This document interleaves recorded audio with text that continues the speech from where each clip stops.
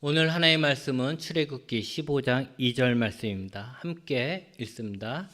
여호와는 나의 힘이요 노래시며 나의 구원이시로다. 그는 나의 하나님이시니 내가 그를 찬송할 것이요 내 아버지의 하나님이시니 내가 그를 높이리로다. 아멘.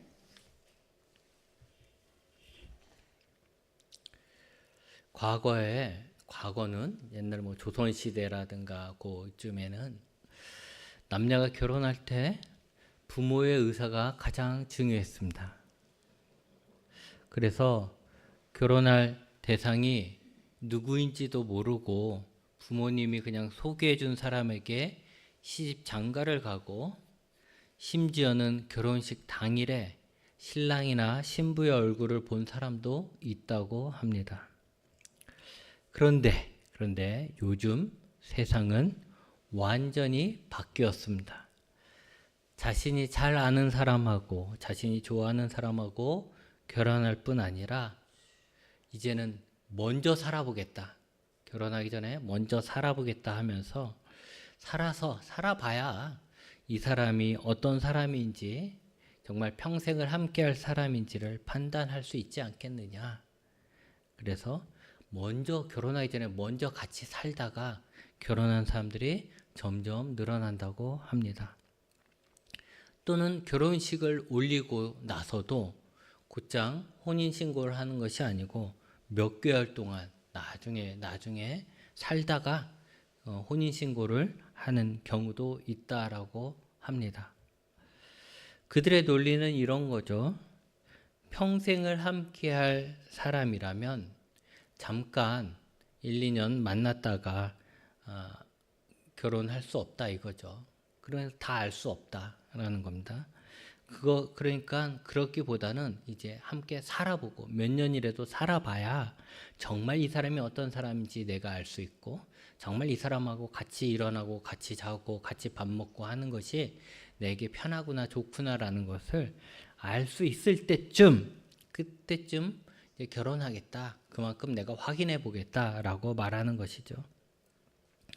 저는 개인적으로 이런 혼전의 동거 생활하는 거 이런 현상에 대해서 찬성하지 않지만 함께할 사람이라면 내가 평생을 믿고 의지할 사람이라면 그 사람에 대한 신뢰가 필요하다라는 것은 사실입니다. 그리고 그 사람에서 알려면 결국 그 사람이 행하는 말과 행동을 우리가 봐야 그 사람이 어떤 사람이구나, 믿을 만한 사람이구나, 평생을 함께 할 사람이구나 해도 되겠구나 라는 신뢰가 오게 되겠지요. 여러분, 사람을 의지하기에도 신뢰가 필요하고 그 신뢰를 갖기 위해 그 사람이 어떤 일을 하고 행동을 하는지 알아야 한다면 우리가 하나님을 믿고 하나님께 의지하기 위해서도 하나님에 대한 깊은 신뢰가 먼저 있어야 합니다. 처음에는 단지 이제 하나님의 존재를 믿는 것이죠. 하나님이 있냐 없냐의 문제로 씨름하게 됩니다. 하지만 하나님이 계신다 안 계신다라는 문제로 내 인생을 걸지는 않습니다. 정말 하나님께 내 인생을 의지하고 하나님을 따르려고 한다면 내 평생을 하나님 앞에 드리려고 한다면 하나님이 계시냐 안 계시냐 이런 존재가 아니라 하나님이 어떤 분인가, 하나님을 정말 믿고 평생을 따라도 될 분인가, 하나님 앞에 나 자신을 드려도 될 만한 분인가에 대해서 알아야 합니다. 그리고 하나님이 어떤 분인가는 우리는 성경을 통해 그분이 이 세상의 역사 속에서 행한 일, 이 세상에 자신을 드러내신 사건들을 통해서 우리는 알 수가 있는 것입니다. 혹 여러분들 중에 하나님을 믿어야 하는데 믿음이 안 생기는 분들, 시간이 흘러도 늘 신앙이 그 제자리인 분들, 나의 근심과 걱정을 좀 하나님께 맡기고 나는 좀 평안을 누리고 싶은데 크게 잘 안 되는 분들 또는 그런 분들은 나의 믿음 없음만을 한탄할 것이 아니라 하나님이 어떤 분인지에 대해서 다시 한번 진지하게 살펴봐야 합니다. 하나님이 어떤 일을 하셨고 어떤 말씀을 하셨는지 아는 것으로 우리는 하나님에 대한 믿음을 가질 수가 있는 것입니다. 오늘 말씀에 보면 모세가 하나님을 찬양합니다. 모세가 하나님을 경험하고서 하나님에 대해서 고백하는 내용입니다. 그 고백은 이것입니다. 여호와는 나의 힘이요 노래시며 나의 구원이 되신다라는 거예요. 하나님 여호와는 나의 하나님이시다. 이렇게 고백을 하는 것입니다. 어떻게 해서 모세와 이스라엘은 이런 고백을 할 수 있을까요? 하나님은 어떤 분이었기 때문에 이들이 이렇게 하나님에 대해서 나의 힘이다, 나의 노래다, 나의 구원이다 이렇게 할 수 있는 것일까요? 이집트 왕들은 자신의 나라에서 번성하고 있는 이민족인 이스라엘에 대한 불안감이 생겼습니다. 그들이 외세와 힘을 합쳐서 자신들을 공격할 수 있다라고 생각한 것입니다. 그래서 이집트의 왕들은 이스라엘을 자기 영토 나라 안에 정착하고 있는 이스라엘을 핍박했습니다. 그들을 노예로 삼아버리고 무거운 짐을 지우고 일을 힘들게 시킴으로 그들을 막 괴롭혔고 학대를 했습니다. 심지어 그들의 인구가 계속해서 느는 것을 두려워하여서 태어나는 남자들은 다 죽이라고까지 했습니다. 이런 삶이 계속되자 이스라엘은 탄식하며 부르짖기 시작했습니다. 힘드니까 부르짖는 거죠. 못 살겠다 하는 거죠. 어렵겠다, 괴롭다 한 겁니다. 근데 여기까지는 힘없는 이민족이 노예가 되어서 고통 속에서 괴로운 인생을 사는 이야기죠. 인류의 역사를 보면 특별한 이야기는 아닙니다. 그런 고통을 당하는 이민족이 하나둘이 아니었기 때문에 그렇고 그 당시에는 당연히 사람들이 그렇게 살았던 거죠. 왕이 있었고 노예가 있었고 그랬던 때였기 때문에 그렇습니다. 그런데 특별하지 않은 일에 특별한 일이 생깁니다. 바로 하나님께서 그 이스라엘이 부르짖는 소리를 들으십니다. 여러분이 강도를 당했다고 생각해 보십시오. 여러분 혹시 여러분의 인생에서 지금까지 살아온 인생에서 누군가에게 막 큰 소리로 살려달라고 막 그렇게 외쳐본 적이 있습니까? 그런 인생이 그런 경험이 없기를 바라고 없는 것이 복된 일이죠. 그런데 간혹 보면 이제 그래서 우리가 상상을 해보는 거죠. 여러분이 길을 가는데 강도가 덮친 거예요. 그러면 여러분은 어떻게 하겠습니까? 사람들에게 살려달라고 하겠죠. 아, 부끄러워갖고 나는 살려달라고 말 못해. 사람들이 날 쳐다보는 게 부끄러워서 나는 아무 소리도 못해. 이럴 분도 있을는지도 모르죠. 극아이. 그러나 대부분의 사람은 그때가 되면 아무리 부끄러움이 많은 사람이라도 살려달라고 소리치게 될 것입니다. 여러분들이 지금 사느냐 죽느냐 입장에서 살려달라고 간절히 소리를 치는데 아무도 듣지 않습니다. 들어도 못 본 척 지나가 버립니다. 그럴 때 만약 여러분이 그런 상황이라면 여러분이 마음에는 내가 이 부르짖는 소리, 살려달라는 소리를 아무나 좀 한 명이라도 좀 들어줬으면 좋겠다. 한 명만이라도 내가 살려달라는 소리를 듣고 나를 도와주면 좋겠다라는 그 간절함이 얼마나 크겠습니까? 그런데 아무도 안 듣는 거죠. 하지만 하나님은 그 소리를 들으시는 분입니다. 출애굽기 3장 7절 말씀 우리 함께 읽겠습니다. 여호와여 이르시되 내가 애굽에 있는 내 백성의 고통을 분명히 보고 그들이 그들의 감독자로 말미암아 부르짖음을 듣고 그 근심을 알고 라고 하셨죠. 하나님은 고통당하는 이스라엘을 외면하지 않으시고 그 고통을 보고 그 부르짖는 소리를 듣고 그 마음을 아시는 분입니다. 여러분, 하나님은 이스라엘의 고통만 아니라 우리의 고통도 보고 듣고 아십니다.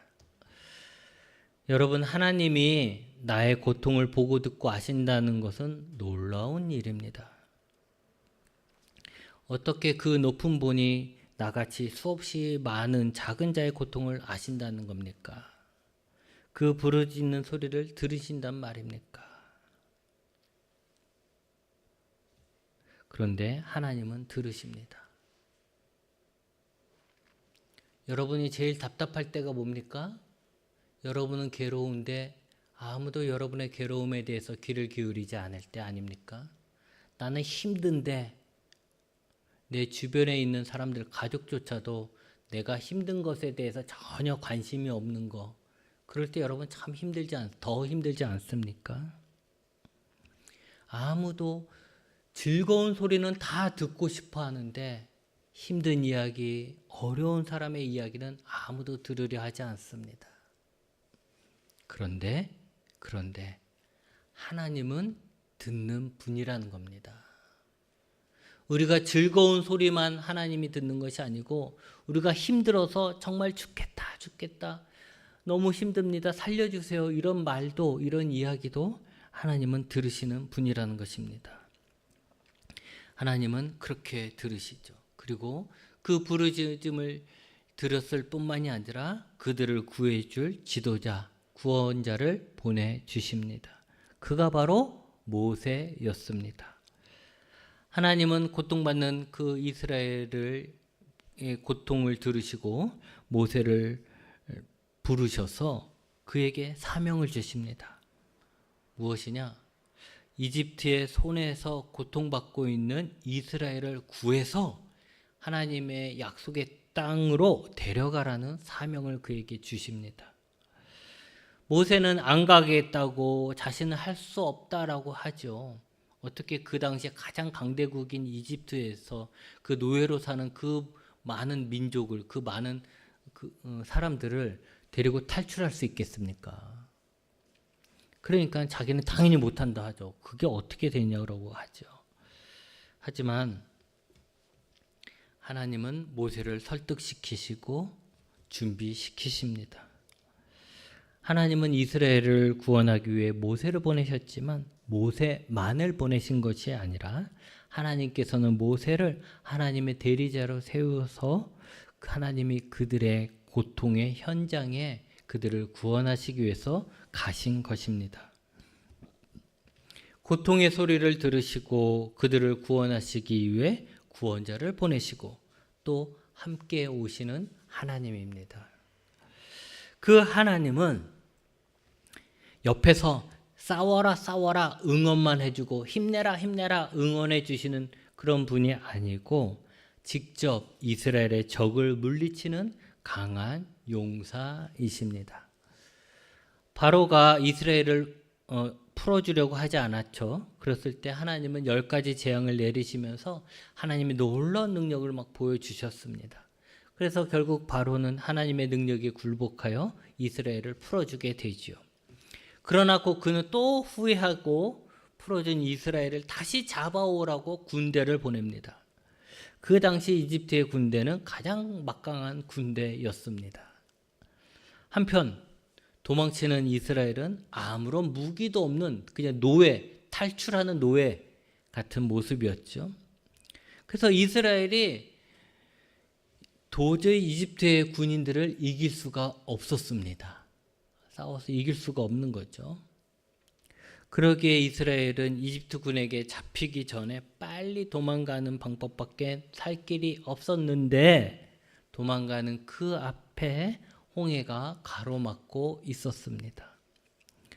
뒤에는 이집트 군대가 쫓아오고 있고 앞에는 홍해가 가로막고 말 그대로 진퇴양난입니다. 이제 그 강한 이집트 군대랑 싸울 수는 없으니까 꼼짝없이 죽을 수밖에 없는 그 상황이었는데 하나님은 홍해를 가르셔서 이스라엘이 홍해를 건널 수 있게 하셨고, 이집트 군대가 뒤따라왔을 때는 그 홍해를 다시 합쳐지게 해서 그 군대를 다 수장시켜 더 이상 이스라엘을 쫓아오지 못하게 막으셨습니다. 여러분, 하나님은 고통에 부르짖는 이스라엘에게 구원자를 보낼 만큼 자비로울 뿐만 아니라 이스라엘을 쫓아오는 적들을 물리치시는 강한 능력의 용사십니다. 여러분, 노예로 고통스러운 삶을 살고 있던 이스라엘이 자신의 고통에 귀를 기울이신 하나님, 그리고 하나님이 자신을 구원하기 위해 구원자를 보내주셨고 자신을 위해 싸워주셔서 승리해 주신 그 하나님을 경험하게 된 겁니다. 우리의 하나님은 우리의 조상의 하나님으로만 생각했는데 그 하나님은 정말 우리들의 고통에 관심을 갖고 계시는구나. 우리를 구원하시기 위해서 지도자를 보내주시고 방법을 여시는구나. 또 우리를 위해서 싸워주시는 분이구나 라는 것을 이번 이 출애굽을 통해서 경험하게 된 거죠. 그렇게 되니까 하나님이 어떤 분인지 그들이 알게 되니까 모세와 이스라엘은 하나님은 나의 힘이고 나의 노래시며 나의 구원이라고 인정하면서 그분을 막 찬양했던 것이죠. 여러분, 하나님은 이스라엘만이 아니라 하나님을 믿는 우리에게도 힘이고 노래시며 구원이 되심을 믿으시기 바랍니다. 하나님은 여전히 우리의 힘이 되시고 우리의 노래가 되시고 우리의 구원이 되십니다. 하나님은 여전히 우리의 고통에 귀를 기울이시고 우리를 그 고통에서 건져주시기 위해 구원자를 보내주시고 우리의 편이 되어서 우리의 적들과 싸우시고 우리에게 승리를 주십니다.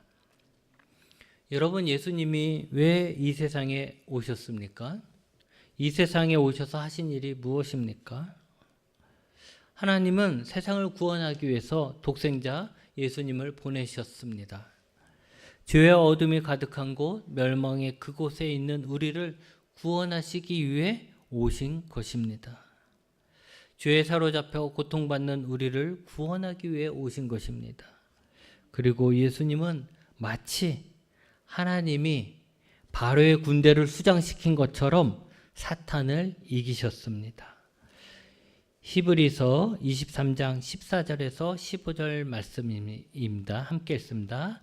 자녀들은 혈과 육에 속하였음에 그도 또한 같은 모양으로 혈과 육을 함께 지니심은 죽음을 통하여 죽음의 세력을 잡은 자 곧 마귀를 멸하시며 또 죽기를 무서워함으로 한평생 매어 종노릇하는 모든 자들을 놓아주려 하심이니. 아멘. 자녀들은 혈과 육에 속하였다. 이건 누굽니까? 우리를 얘기하는 거죠. 우리는 혈과 육에 속했죠. 그렇기 때문에 그도라고 했는데 그도는 예수님을 얘기하겠죠. 예수님은 같은 모양으로 혈과 육으로 우리와 함께 오셨죠. 혈과 육으로 함께 우리 가운데 오셨습니다. 그렇게 사신 것은 뭐냐면 죽음을 통해서, 예수 그리스도의 죽음을 통해서 죽음의 세력을 잡은 마귀를 멸하신다는 겁니다. 예수님은 왜 인간의 모습으로 왔느냐? 인간을 구원하셔야 하니까. 왜 예수님은 죽으셨느냐? 예수님은 죽음을 정복하고 죽음을 잡고 있는 마귀를 이겨야 하니까. 그래서 죽음을 이겼잖아요. 그게 부활이잖아요. 그래서 마귀의 권세를 깨트렸죠. 멸하셨죠. 그래서 죽는 것을 두려워해서 한평생 마귀의 종노릇하는 우리를 놓아주신다라는 것입니다. 여러분, 나의 고통의 소리에 귀를 기울이시는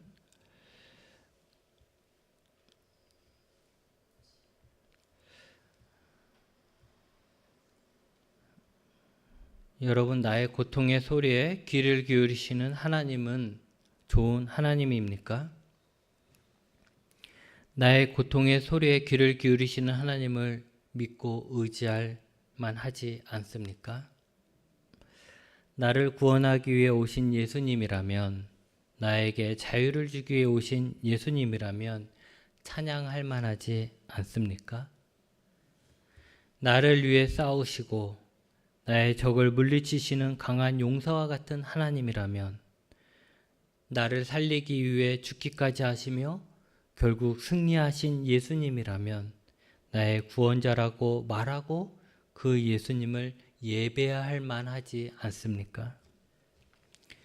여러분, 우리 삶에서 이집트 왕처럼 우리를 학대하고 고통을 주고 우리에게 자유를 빼앗는 고난이 올 수 있습니다. 사실은 살아가면서 이런 고난 많이 만나게 됩니다. 그럴 때 우리의 부르짖음을 들으시는 하나님을 기억하고 하나님을 찾아야 합니다.